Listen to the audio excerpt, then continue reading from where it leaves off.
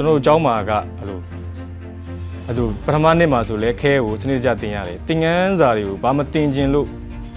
ပကြီးမှာဆိုလဲမေဂျာတွေရှိရပေါ့ဗျာအခြေခံရှိမယ်လုပ်ငန်းမကြီးရှိမယ်သူကလုပ်ငန်းမကြီးလို့ကောင်းစဉ်တက်ထားပေမဲ့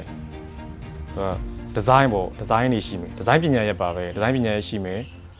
နောက်မြန်မာယူကပကြီးရှိမယ်မြန်မာယူကပကြီးဆိုတာဒီကနုတ်ပန်းတွေကနုတ်နေကပီကစားပေါ့ဒီနေရန်ဆေးရည်တွေအထိပေါ့အဲ့လိုဟာတွေသင်ရတယ်နောက်တတိယနှစ်မှာအဲ့ဒါတွေတတိယနှစ်လိုက်ပေါ့ရိုးရမှာကတော့ဒုတိယနှစ်ပထမနှစ်ကနေစပါတာပါပဲဒီဇိုင်းမှာလည်းပထမနှစ်ကစပါတာပဲဒါပေမဲ့ရည်စည်းရကြတော့ခုနဒီဒုတိယနှစ်မှာစတင်ရတာပေါ့အဲ့မှာ fine ပေါ့ထားပါတော့ fine ပေါ့ရည်စည်းရဆို fine ပေါ့အဲ့ major တွေရှိတယ် fine ရှိမယ် design ရှိမယ်နောက် drawing ပေါ့အခြေခံရှိမယ် traditional ပေါ့မြန်မာ UI ရှိမယ်အဲ့ဒါတော့ရွေးချယ်လို့မရဘူးဘယ် major ကိုပဲအထူးပြုပြီးသင်ကျင်တယ်လို့မရဘူးကိုယ်ကတော့ကိုရင်းနေပဲအဲ့ဘာသာရပ်တစ်ခုပေါ်မှာသူကအားတာသွားတာပဲရှိတာသူမတင်ကျင်ဘူးလို့တော့လုပ်လို့မရဘူးကျောင်းမှာကအဲ့တင်မဲ့ဆရာအတန်းပိုင်တွေကသူ့နေရာနဲ့သူရှိပြီးသားအဲ့ကြတော့အကြောင်းမန်လေးကျောင်းစင်းတော်တော်များများကအထိုက်လျောက်တော့ဘာသာရပ်တိုင်းမှာတော့တခုခုမှထူးချွန်ထွက်မနေတော့မှနားလဲတယ်ပေါ့ရွရဆိုလဲနားလဲတယ်ဒါပါကိုလှုပ်ထားတယ်နားလဲတယ်ရည်စည်းဆိုလဲသိရရည်စည်းတော့ပိုအားတန်မယ်ထင်တယ်ကျွန်တော်မန်လေးကရည်စည်းတော့ပိုအားတန်မယ်အဲ့ကြောင့်မန်လေးကရည်စည်းရေးတဲ့ရည်စည်းသမားတော်တော်များများထွက်တယ်ဘာလို့လဲကျွန်တော်တို့ကရည်စည်းကိုအားစိုက်ပြီးရေးရတယ်ရည်စည်းကိုအားစိုက်ပြီးရေးရတယ်စီစည်းမှာကစီစည်းကကျွန်တော်ဆိုရင်စီစည်းကိုလက်ချိုးပြီးရေးလို့ရတယ်ဆယ်ကားမပြည့်ဘူးចောင်းစင်းတာចောင်းစင်းတဲ့အချိန်မှာပဲ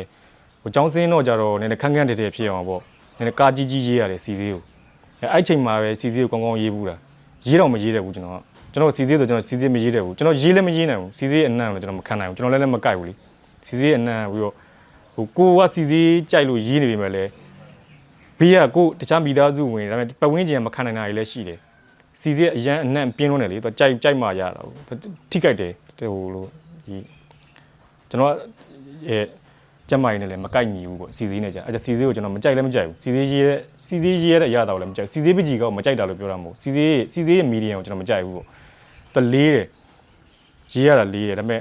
ကျွန်တော်အမြင်နော်တခြားလူတွေပြောတခြားလူတွေရေးနေတဲ့လူတွေပြောတာမဟုတ်ပါဘူးစီစည်းပကြီးကားတွေကိုကြိုက်တယ်ကျွန်တော်တော်တော်လေးကြိုက်တဲ့ကားတွေရှိပါတယ်စီစည်းပကြီးကားတွေကိုကြိုက်တယ်စီစည်းမီဒီယံကိုပဲကျွန်တော်မကြိုက်တာပါကျွန်တော်တကူစားမကြိုက်တယ်ရေးစည်းကိုကျွန်တော်ကြိုက်တယ်ပေါ့ဘာဖြစ်တယ်ရေးရတာတဲသွားလာတာလေလွယ်ကူတယ်သူကပြီးသွားလို့ရှိရင်လည်းရှင်းလင်းရတာလွယ်ကူတယ်စီစည်းကသူကရေးပြီးသွားရင်ကိုသူ့ရဲ့ဒီ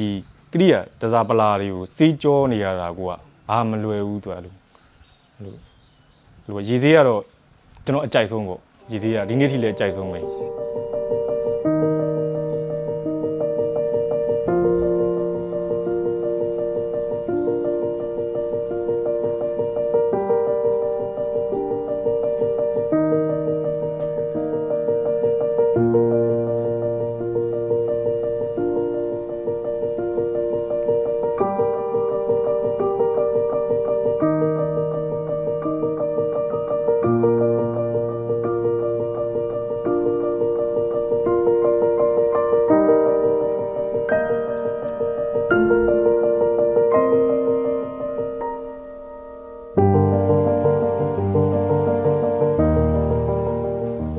ကျွန်တော်ဆွဲခဲ့တဲ့မြပကြီးကားတွေမှာအခုချိန်မှာ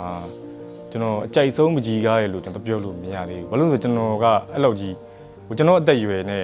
ဒါထွက်မလာနိုင်သေးဘူးလေမာစတာပီးမဖြစ်သေးဘူးဒါပေမဲ့မာစတာပီးဖြစ်အောင်ကျွန်တော်စူးစမ်းနေပါတယ်တပကြီးဆရာတယောက်ကကျွန်တော်တို့ကကြည့်လို့ရတယ်ဟိုအင်ဒီဝိုင်းရဆိုသူ့ရဲ့မာစတာပီးကဘာလဲဆိုသိတယ်ဘန်ကိုဆိုဘာလဲဆိုသိတယ်ပီကာဆိုရဲ့မာစတာပီးကဘာလဲမကွာနီကဖြစ်ချင်းဖြစ်မယ်ပေါ့ဒါမှမဟုတ်သူ့ရဲ့အမျိုးသမီးတွေကိုရုပ်ဖြတ်ပြီးရေးထားတယ်ဖြစ်ချင်းဖြစ်မယ်ဒါအဗီညွန်ကမိန်းမကြီးလည်းဖြစ်ချင်းဖြစ်မယ်ပေါ့ဗန်ဂိုးဆိုလည်းသူ့ရဲ့ပုံတူတွေဖြစ်ချင်းဖြစ်မယ်သူမာစတာပီးတွေကတည်တာတယ်ဒါပေမဲ့ကျွန်တော်တို့စီမှာမထွက်သေးဘူးကျွန်တော်တက်ရွယ်နဲ့မာစတာပီးထွက်တယ်လို့ဒီချိန်မှာဘာအကောင်းဆုံးလဲလို့တော့မေးလို့မရအောင်ကျွန်တော်တက်ပြလို့မျိုးလူကြီးသွားမှာပေါ့ကျွန်တော်မထွက်သေးဘူးဒါပေမဲ့အဲ့ဒါကျွန်တော်ကအဲ့ဒီမာစတာပီးဖြစ်လာအောင်ဒီစောက်နေရပေါ့ဟိုကျွန်တော်ခုအောင်ချင်း၈ပါးဆိုတဲ့ကားတွေကိုတဲနေတယ်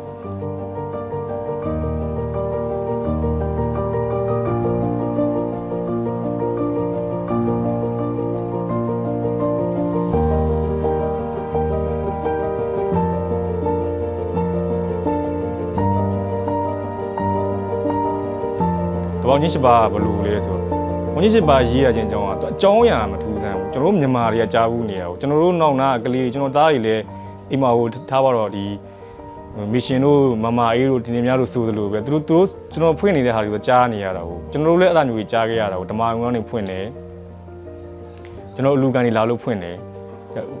ငငယ်လေးကတည်းကမယိုးနိုင်အောင်ကြားနေရတဲ့အောင်ချင်း၈ပါးနော်ဆရာကြီးတွေရှိရနေရေးခဲ့တဲ့အောင်ချင်း၈ပါးသူတို့လည်းပုံစံမျိုးမျိုးရေးတာပေါ့စက်ဆန်းလိုင်လို့ရေးတယ်နော်ဆရာယူဘကြီးရေးကျွန်တော်ကြိုက်ဆုံးကဆရာယူဘကြီးပေါ့ဆရာယူဘကြီးကကြတော့အစ်စ်ဖြစ်တယ်ဗျသူ့ရဲ့ဘုံတော်ဝင်အစ်စ်ဖြစ်တယ်တော်လို့သူပဲရှိတာသူခင်မှာသူပဲရှိတာသူ့ရဲ့အရင်မှလည်းမရှိခဲ့ဘူးသူ့နောက်မှလည်းမရှိသေးဘူးသူ့နောက်ကိုမိညမ်းပြီးတော့ရေးကြရတာပဲရှိတယ်ဟိုသူ့ကိုကြော်ပြီးရေးလို့မရသေးဘူးကျွန်တော်လည်းမရသေးဘူးအဲ့တော့သူ့ကိုတော့ပြီးကြော်အောင်ရေးလို့တော့မရဘူးသူနဲ့မတူအောင်လုပ်မယ်ဆိုတဲ့စိတ်မျိုးပဲရှိတယ်ဟိုတိုပေါ့ဟိုဆရာကြီးနဲ့တွားပြီးတော့မတူအောင်လုပ်မယ်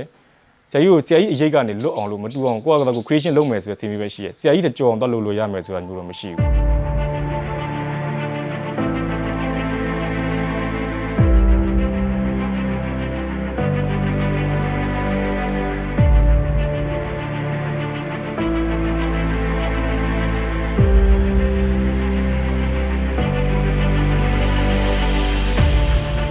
အောင်ချင်း၈ပါးနဲ့ပတ်သက်တာကတော့ကျွန်တော်တို့မြန်မာတွေကြားလိကြားတာဖြစ်နေတယ်ကျွန်တော်တို့ရဲ့ရိုးရာလူကိုဖြစ်နေရအောင်ချင်း၈ပါးနော်ကျွန်တော်တို့ဘာတော့